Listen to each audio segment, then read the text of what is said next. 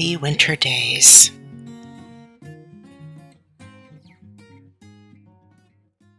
The Christmassy feeling lasted day after day. Every morning, Mrs. Bose did her breakfast work quickly and came to spend her time with the other girls, as she said. She was always merry and full of fun, and always so pretty, with her soft dark hair and laughing blue eyes and the bright color in her cheeks. That first week the sun shone brightly, there was no wind, and in 6 days the snow was all gone. The prairie showed bare and brown, and the air seemed warm as milk. Mrs. Bose had cooked the New Year's dinner. "You can all crowd into my little place for once," she said. She let Laura help her move things. They put the table on the bed and opened the door wide against the wall. Then they set the table in the exact middle of the house.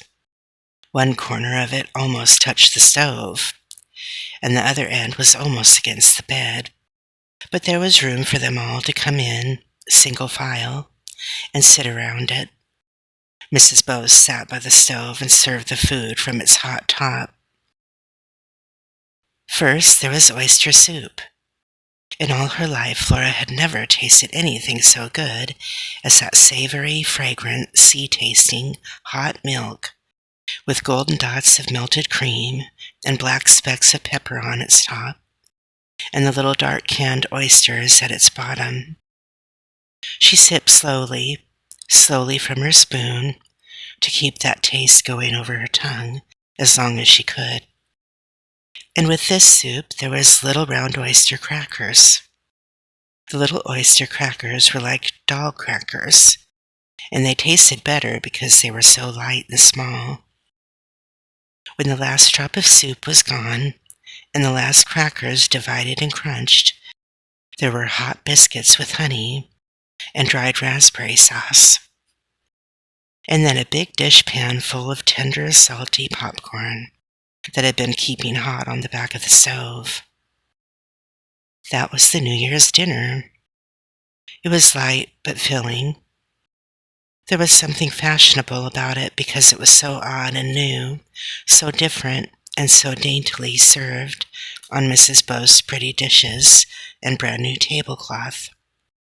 Afterward, they sat talking in the little house, with the soft air coming in, and beyond the open door, the brown prairie stretching far away, and the soft blue sky curving down to meet it. "I've never tasted finer honey, Mrs. Bose," said Pa, "and I'm glad you brought it out from Iowa." "The oysters, too," said Ma. "I don't know when I've had such a treat as this dinner." "It's a good beginning for 1880, Pa declared. The 70s haven't been so bad, but it looks like the 80s will be better. If this is a sample of a Dakota winter, we're all lucky we came west." "This is certainly a fine country," Mr. Bose agreed. "I'm glad I've got my claim filed on 160 acres of it, and I wish you had, Ingalls." "I'll have it before I'm a week older," said Pa.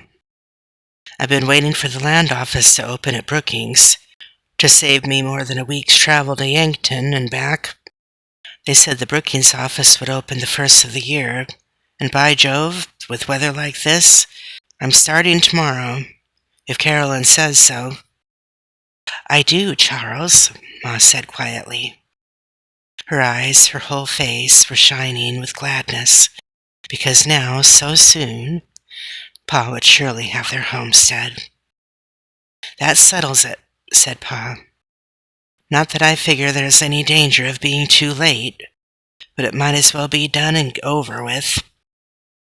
"The sooner the better, Ingalls," Mr. Bose said. "I tell you, you've got no notion what the rush is going to be this spring."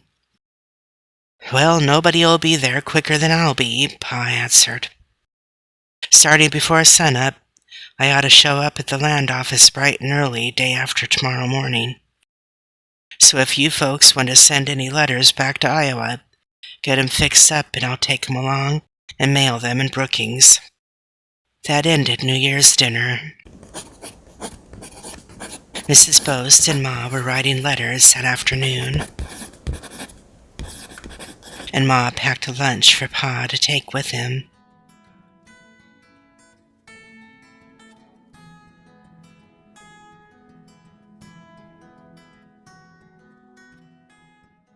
But at nightfall, a windfall of snow was blowing, and frost began to creep up the window panes again. "This is no kind of weather to go anywhere," Pa said. "Don't worry about the homestead, Carolyn. I'll get it." "Yes, Charles, I know you will," Ma replied. In the stormy weather, Pa tended his trap lines and stretched skins to dry. Mr. Boast hauled brushwood from Lake Henry and chopped it up to burn, for he had no coal. And every day Mrs. Boast came. Often when the sun was shining, she and Laura and Carrie, well wrapped up, played in the deep snow together. They wrestled and ran and threw snowballs, and one day they made a snowman. And hand in hand in the sharp, bright cold, the three of them ran and slid on the ice of Silver Lake. Laura had never laughed so much. Late one afternoon, when they had been sliding and were coming home warm and breathless, Mrs. Boast said, "Laura, come over to my house a minute." Laura went with her, and Mrs. Boast showed her a tall stack of newspapers. She had brought all those New York ledgers from Iowa. "Take as many as you can carry," she said. "When you get them read, bring them back and get some more." Laura ran all the way home with an armful of papers. She burst into the house and dropped them in Mary's lap. "See, Mary? See what I've brought?" she cried. "Stories! They're all stories." "Oh, hurry up and get the supper work done so we can read," Mary said eagerly. But Ma said, "Never mind the work, Laura. Read us a story." So while Ma and Carrie got supper, Laura began to read to them all a wonderful story about dwarfs and caves where robbers lived, and a beautiful lady who was lost in the caves. At the most exciting part, she came suddenly to the words, "To be continued," and there was not another word of that story. "Oh, dear me, we never will know what became of that lady," Mary lamented. "Laura, why do you suppose they print only part of the story?" "Why do they, Ma?" Laura asked. "They don't," said Ma. "Look at the next paper." Laura looked at the next and the next and next. "Oh, here it is," she cried. "And more, and more. It goes right on down through the pile. It's all here, Mary. Here it says, 'The End.'" "It's a continued story," said Ma. Laura and Mary had never before heard of a continued story, but Ma had. "Well," Mary said contentedly, "now we can save the next part for tomorrow. Every day we can read one part, and that will make the stories last longer." "That's my wise girls," said Ma. So Laura did not say that she would rather read as fast as she could. She laid the papers carefully away. Every day she read one more part of the story, and then they wondered until the next day what would happen next to the beautiful lady. On stormy days, Mrs. Boast brought her sewing or knitting, and those were cozy days of reading and talking. One day Mrs. Boast told them about whatnots. She said that everyone in Iowa was making whatnots, and she would show them how. So she told Pa how to make the shelves, 3-cornered, to fit in a corner. He made 5 shelves of graduated sizes, the largest at the bottom and the smallest at the top, all fastened solidly with narrow strips of board between them. When he had finished, the whatnot fitted snugly into a corner of the room and stood firmly on 3 legs. Its top shelf was as high as Ma could easily reach. Then Mrs. Bose cut a curtain of pasteboard to hang from the edge of each shelf. She scalloped the bottom of the pasteboard, a large scallop in the middle, and smaller scallop at each side. The pieces of pasteboard and the scallops were graduated like the shelves, from large at the bottom to small at the top. Next, Mrs. Bose showed them how to cut and fold small squares of heavy wrapping paper. They folded each square cornerwise and then across, and pressed it smooth. When dozens of the squares were folded, Mrs. Bose showed Laura how to sew them in rows on the pasteboard, close together with points down. Each row overlapped the row below it, and each point must lie between 2 points of the row below it, and the rows must follow the scallop's curves. While they worked in the snug, cozy house, they told stories and sang and talked. Ma and Mrs. Bose talked mostly about the homesteads. Mrs. Bose had seeds enough for 2 gardens. She said she would divide with Ma, so Ma would not need worry about seeds.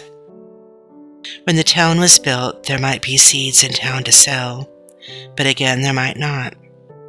So Mrs. Bose had brought plenty from the garden of her friends in Iowa. "I'll be thankful when we're settled," Ma said. "This is the last move we're going to make." Mr. Ingalls agreed to that before we left Minnesota. "My girls are going to have schooling and lead a civilized life." Laura did not know whether or not she wanted to be settled down. When she had schooling, she would have to teach school, and she would rather think of something else. She would rather sing than think at all.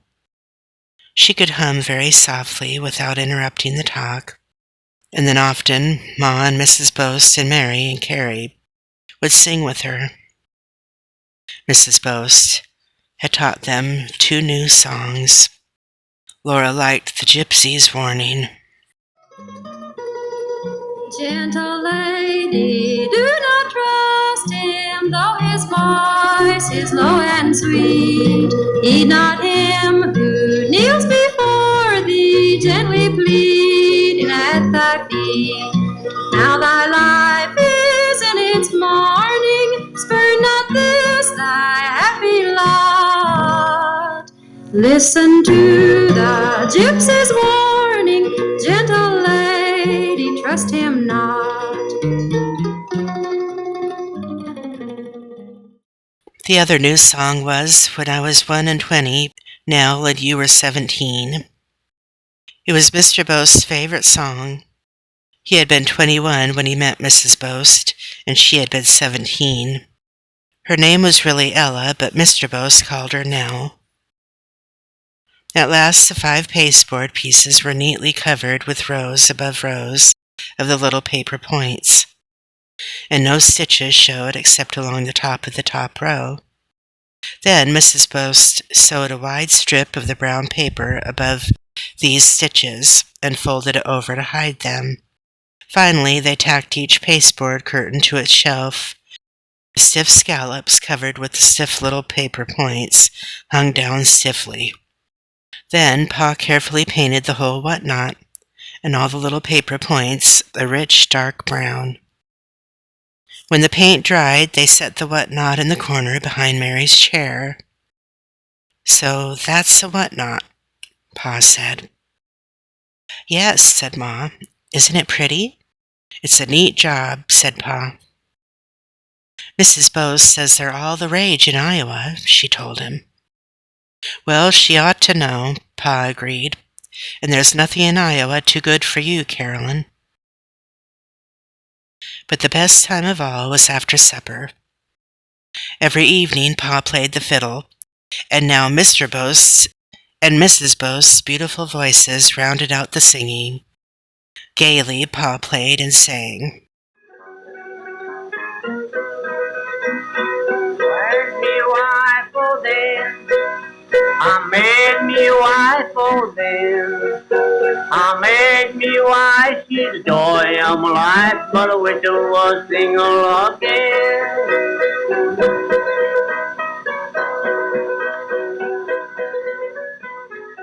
The song went on to say that she was not such a good wife after all, so Pa never sang the rest of it.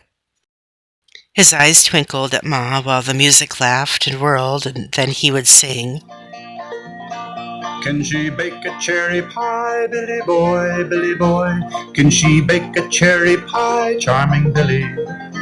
She can bake a cherry pie quick as a cat can wink its eye, but she's a young thing and cannot leave her mother. The music would go rollicking while only Pa and Mr. Bose sang. Doo-dah, doo-dah, I go back home with a pocket full of tin. Oh, doo-dah day, wine to run all night, wine to run all day. I'll put my money on the bobtail nag, somebody bet on the bay. Even in songs, Ma did not approve of gambling, but her toe could not stop tapping while Pa played such tunes. Then every evening they all sang one round. Mr. Bose's tenor would begin, 3 blind mice, and go on while Mrs. Bose's alto began, 3 blind mice. Then as she went on, Pa's bass would join in, 3 blind mice. And then Laura's soprano and Ma's contralto, and Mary and Carrie. When Mr. Bose reached the end of the song, he began it again without stopping, and they all followed, each behind the other, going round and round with words and music. 3 blind mice, 3 blind mice, they all ran after the farmer's wife. She cut off their tails with a carving knife. Did you ever hear such a tale in your life of 3 blind mice? They kept on singing until someone laughed. And then the song ended ragged and breathless and laughing, and Pa would play some of the old songs. To go to sleep on, he said. Laura had never been so happy, and for some reason she was happiest after all when they were singing.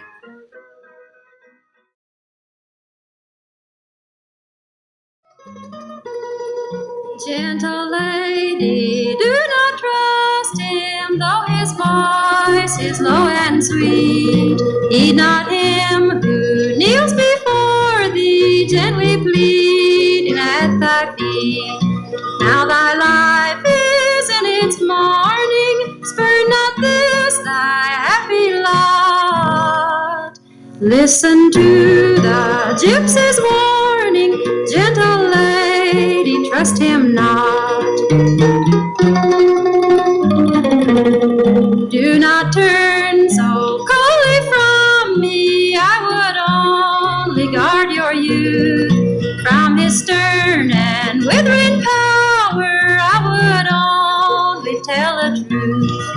I would save you from all danger, shield you from the tempter's snare. Lady, shun that dark-eyed stranger, I have warned you, now beware.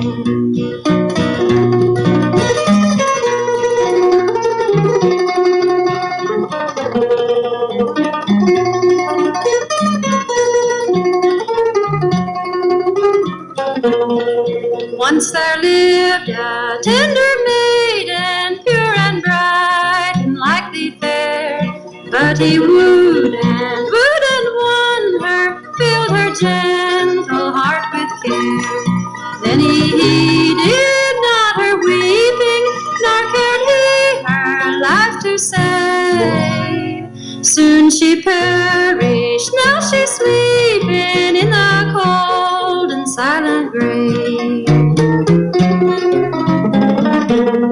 Keep your gold, I do not want it, lady, I have prayed for this, for the day I could outwit him, rob him of expected bliss.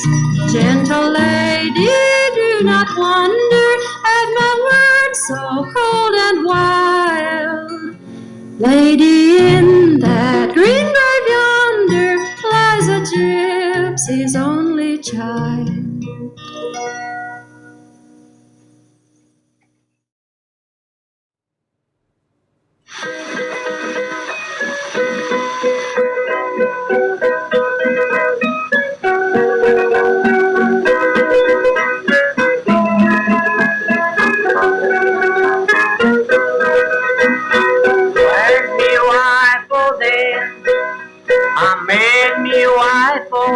then.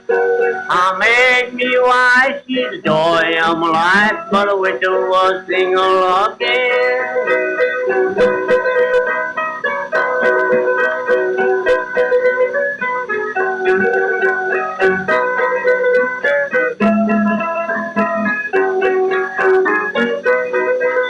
I made me another novin. I made me another novin. I made me another she's devil's grandmother, but I wish I was single again.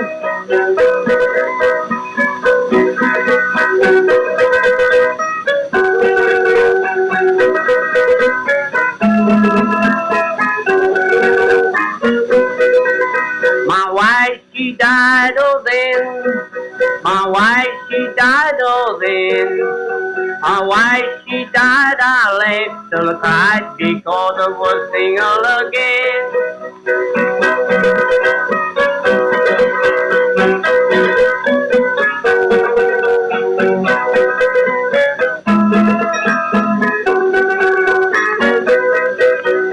Made her a rope, oh then.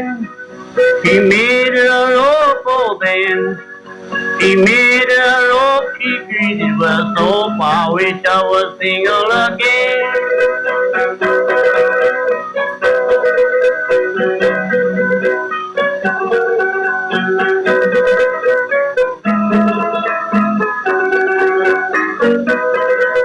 The rope did break, oh then. The rope did break, oh then. The rope did break, save my poor neck. I'm glad I'm single again.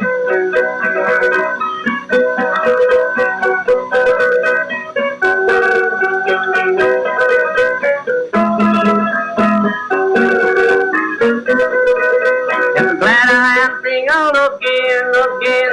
Glad I'm single again. Yes, I'm single, my pockets is jingle. I'm glad I'm single again.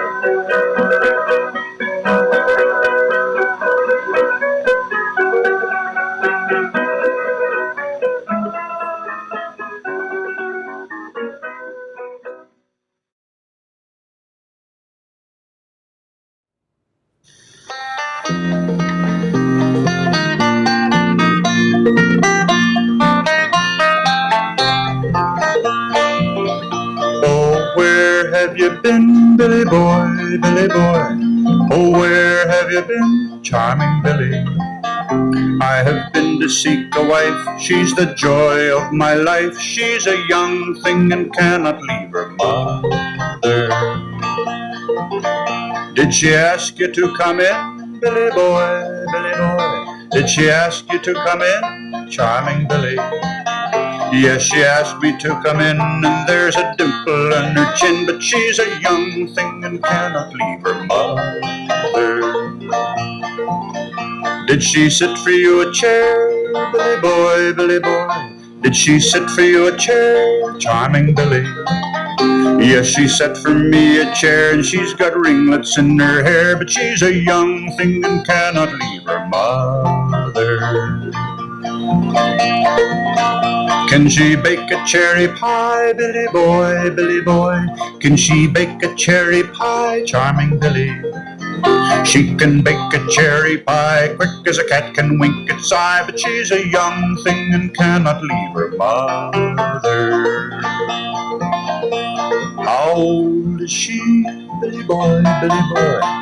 How old is she, charming Billy? 3 times 6 and 4 times 7, 28 and 11. She's a young thing and cannot leave her mother.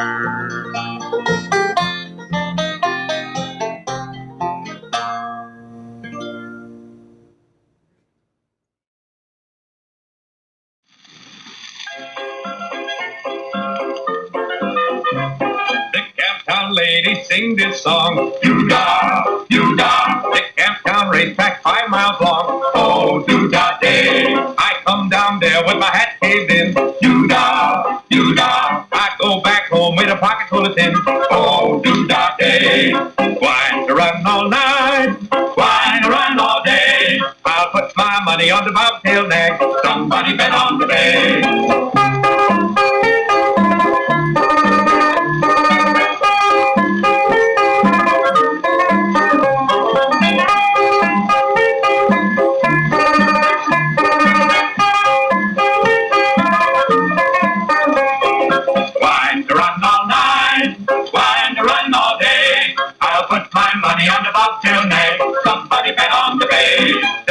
bobtail filly and the big black horse. Doo-dah, doo-dah, they fly the track and they both cut cross. Oh, doo-dah day, the blind horse sticking in a big mud hole. Doo-dah, doo-dah, he can't touch bottom with a 10-foot pole. Oh, doo-dah day,